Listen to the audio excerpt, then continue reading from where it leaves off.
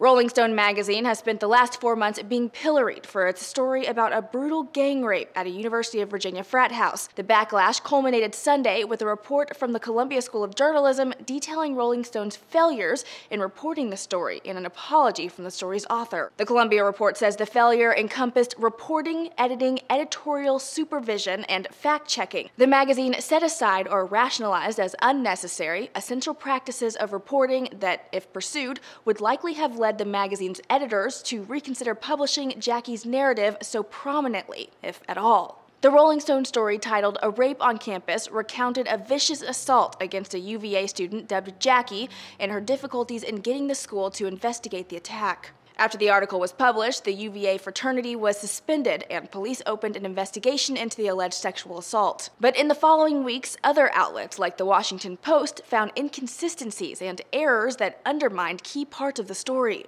Certain details that were reported, so far appear to be inconsistent, such as the date of September 28, 2012. The fraternity has said there was no party that night. Local police later said their investigation found no evidence to support Jackie's account. Rolling Stone later admitted that the story's author, Sabrina Rubin Erdely, had agreed to Jackie's request not to contact any of the men supposedly involved in the attack. Jackie said she feared retaliation. Journalists have since torn that decision apart, saying Erdely didn't do enough to verify the story and Rolling Stone's editors shouldn't have agreed not to contact the men. In a statement released Sunday, Erdely agreed with the critics, saying, "Reading the Columbia account of the mistakes and misjudgments in my reporting was a brutal and humbling experience.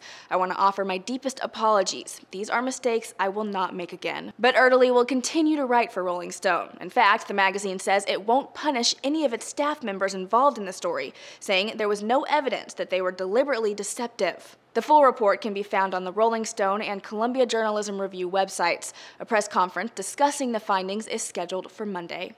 For Newsy, I'm Jasmine Bailey.